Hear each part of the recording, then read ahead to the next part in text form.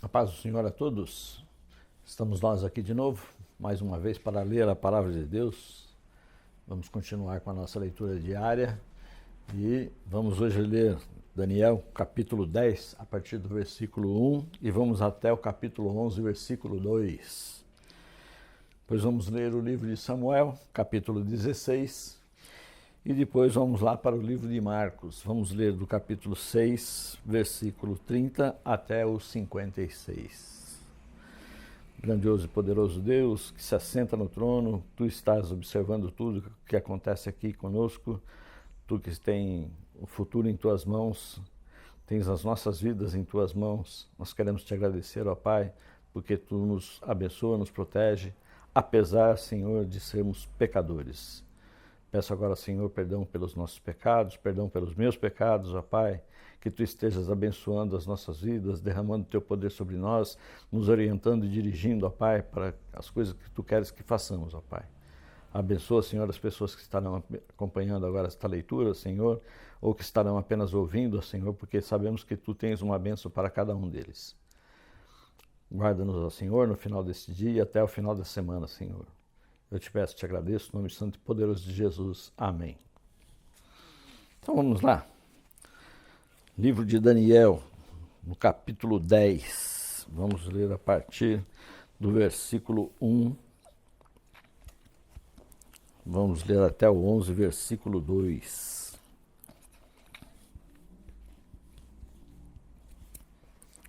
A visão do homem vestido de linho. No terceiro ano de Ciro, rei da Pérsia, Daniel, chamado Beltesazar, recebeu uma revelação. A mensagem era verdadeira e falava de uma grande guerra. Na visão que ele teve, ele entendeu a mensagem. Naquela ocasião, eu, Daniel, passei 3 semanas chorando. Não comi nada saboroso, carne e vinho não provei, e não usei nenhuma essência aromática até que se passassem as 3 semanas. No 24º dia do primeiro mês, estava eu em pé, junto à margem de um grande rio, o Tigre. Olhei para cima e diante de mim estava um homem vestido de linho, com um cinto de ouro puríssimo na cintura. Seu corpo era como berilo, o rosto como relâmpago, os olhos como tochas acesas, os braços e as pernas como o reflexo do bronze polido, e a sua voz era como o som de uma multidão. Somente eu, Daniel, teve a visão. Os que me acompanhavam nada viram, mas foram tomados de tanto pavor que fugiram e se esconderam. Assim fiquei sozinho olhando para aquela grande visão, fiquei sem forças, muito pálido e quase desfaleci. Então eu o ouvi falando e ao ouvi-lo caí prostrado com o rosto em terra e perdi os sentidos. Em seguida, a mão de alguém tocou em mim e me pôs sobre as minhas mãos e os meus joelhos vacilantes. E ele disse: Daniel, você é muito amado, preste bem atenção ao que eu vou falar. Levante-se, pois eu fui enviado a você. Quando ele me disse isso, pus-me em pé, tremendo, e ele prosseguiu. Não tenha medo, Daniel. Desde o primeiro dia em que você decidiu buscar entendimento e humilhar-se diante do seu Deus, suas palavras foram ouvidas, e eu vim em respostas a elas. Mas o príncipe do reino da Pérsia me resistiu durante 21 dias. Então Miguel, um dos príncipes supremos, veio em minha ajuda, pois eu fui impedido de continuar ali com os reis da Pérsia. Agora vim explicar a você o que acontecerá ao seu povo no futuro, pois a visão se refere a uma época futura. Quando ele me disse isso, prostrei com o rosto em terra, sem conseguir falar. Então um ser que parecia um homem tocou os meus lábios, e eu abri a minha boca e comecei a falar. Eu disse àquele que estava de pé diante de mim: estou angustiado por causa da visão, meu senhor, e quase desfaleço. Como posso eu, teu servo, conversar contigo, meu senhor? Minhas forças se foram e mal posso respirar. O ser que parecia homem tocou em mim outras vezes e me deu forças. Ele disse: não tenha medo, você é muito amado. Que a paz esteja com você. Seja forte, seja forte. Ditas essas palavras, senti-me fortalecido e disse: fala, meu senhor, visto que me deste forças. Então ele me disse: você sabe por que eu vim? Tenho que voltar para lutar contra o príncipe da Pérsia, e logo que eu for, chegará o príncipe da Grécia. Mas antes revelarei a você o que está escrito no livro da verdade. E nessa luta, ninguém me ajuda contra eles, senão Miguel, o príncipe de vocês. capítulo 11. E no primeiro ano de Dario, rei dos Medos, ajudei-o e dei-lhe apoio. Os reis do sul e os reis do norte. Agora, pois, vou anunciar a você a verdade. Outros 3 reis aparecerão na Pérsia, e depois virá um 4º rei, que será bem mais rico do que os anteriores. Depois de conquistar o poder com sua riqueza, instigará todos contra o reino da Grécia. Agora o livro de 2 Samuel, vamos ler agora o capítulo 16. Davi e Ziba. Mal Davi tinha passado pelo alto do monte, lá estava à sua espera Ziba, criado de Mefibosete. Ele trazia 2 jumentos, carregando 200 pães, 100 bolos de uva passas, 100 frutas de estação e uma vasilha de couro cheia de vinho. O rei perguntou a Ziba: por que me trouxeste essas coisas? Ziba respondeu: os jumentos servirão de montaria para a família do rei, os pães e as frutas são para os homens comerem, e o vinho servirá para reanimar os que ficarem exaustos no deserto. Onde está Mefibosete, neto de meu senhor? Perguntou o rei. Respondeu-lhe Ziba: ele ficou em Jerusalém, pois acredita que os israelitas lhe restituirão o reino de seu avô. Então o rei disse a Ziba: tudo o que pertencia a Mefibosete agora é seu. Humildemente me prostro, disse Ziba, que o rei, meu senhor, agrade-se de mim. Simei amaldiçoa Davi. Chegando o rei Davi a Baurim, um homem da clã da família de Saul, chamado Simei, filho de Gera, saiu da cidade proferindo maldições contra ele. Ele atirava pedras em Davi e todos os seus conselheiros do rei. Embora todo o exército e guarda de elite estivessem à direita e à esquerda de Davi, enquanto amaldiçoava, Simei dizia: saia daqui, assassino, bandido. O Senhor retribuiu a você todo o sangue derramado na família de Saul, em cujo lugar você reinou. O Senhor entregou o reino nas mãos de seu filho Absalão. Você está arruinado porque é um assassino. Então Abissai, filho de Zeruia, disse ao rei: por que este cão morto amaldiçoa o rei, meu senhor? Permite que eu lhe corte a cabeça. Mas o rei disse: o que é que vocês têm com isso, filhos de Zeruia?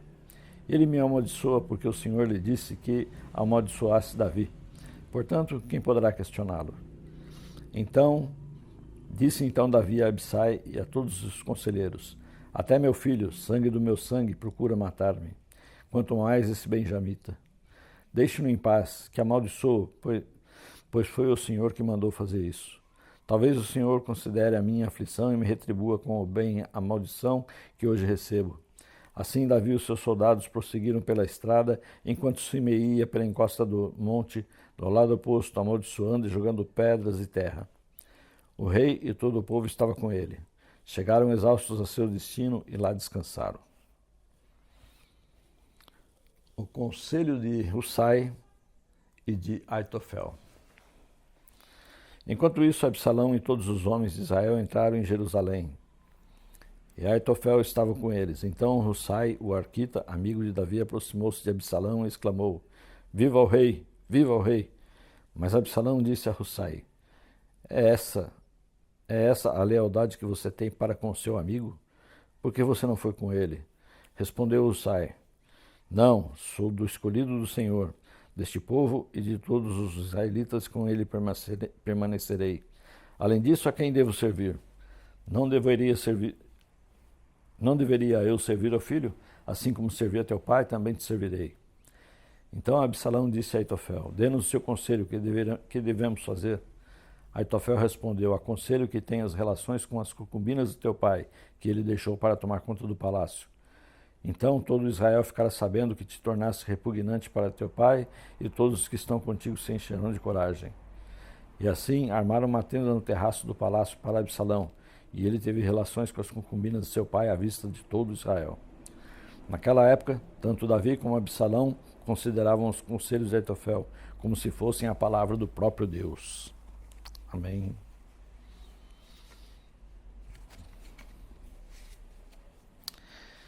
E por último, não menos importante, mais importante que eu acredito, vamos lá para o livro de Marcos. Vamos ler do capítulo 6, a partir do versículo 30 até o 56. Primeira multiplicação de pães. Os apóstolos reuniram-se a Jesus e lhe relataram tudo o que tinham feito e ensinado. Havia muita gente indo e vindo, ao ponto de que eles não terem tempo para comer. Jesus lhes disse: venham comigo para um lugar deserto e descansem um pouco. Então eles se afastaram num barco para um lugar deserto, mas muitos dos que os viram retirar-se, tendo-os reconhecido, correram a pé de todas as cidades e chegaram lá antes dele. Quando Jesus saiu do barco e viu uma grande multidão, teve compaixão deles, porque eram como ovelhas sem pastor. Então começou a ensinar-lhes muitas coisas. E já era tarde, por isso os seus discípulos aproximaram dele e disseram: este é um lugar deserto e já é tarde. Manda embora o povo para que possa ir aos campos e povoados vizinhos comprar algo para comer. Ele, porém, respondeu: dei-lhes vocês algo para comer. E eles lhe disseram: isso exigiria 200 denários. Devemos gastar tanto dinheiro em pão para dar-lhes de comer? Perguntou ele: quantos pães vocês têm? Verifiquem. Quando ficaram sabendo, disseram: 5 pães e 2 peixes. Então Jesus ordenou que fizessem todo o povo assentar-se em grupos na grama verde. Assim eles se assentaram em grupos de 100 e de 50. Tomando-os 5 pães e os 2 peixes, e olhando para o céu, deu graças e partiu os pães. Em seguida, entregou-os aos seus discípulos para que os servissem ao povo. E também dividiu os 2 peixes entre todos eles. Todos comeram e ficaram satisfeitos. E os discípulos recolheram 12 cestos cheios de pedaços de pães e de peixe. Todos os que comeram foram 5.000 homens. Jesus anda sobre as águas. Logo em seguida, Jesus insistiu com os discípulos para que entrasse no barco e fosse adiante dele para Betsaida, enquanto ele despedia a multidão. Tendo-os despedido, subiu um monte para orar. Ao anoitecer, o barco já estava no meio do mar, e Jesus se achava sozinho em terra. Ele viu os discípulos remando com dificuldade, porque o vento soprava contra eles. À alta madrugada, Jesus dirigiu-se a eles, andando sobre o mar, e já estava a ponto de passar por eles. Quando o viram andando sobre o mar, pensaram que fosse um fantasma. Então gritaram, pois todos os tinham visto, ficaram aterrorizados. Mas Jesus imediatamente lhes disse: coragem, sou eu, não tenham medo. Então subiu no barco para junto deles, e o vento se acalmou, e eles ficaram atônitos, pois não tinham entendido o milagre dos pães. O coração deles estava endurecido. Depois de atravessarem o mar, chegaram a Genesaré, e ali amarraram o barco. Logo que desembarcaram, o povo reconheceu Jesus. Eles percorriam toda aquela região e levavam os doentes em macas para onde os serviram, para que de onde ouviam que eles estavam. E aonde quer que ele fosse, povoados, cidades, campos, levavam os doentes para as praças. Suplicavam que ele pudessem, pelo menos, tocar na borda do seu manto, e todos os que nele tocavam eram curados. Amém. E que Deus nos abençoe e nos livre e guarde de todo mal, no nome santo e poderoso de Jesus. Amém.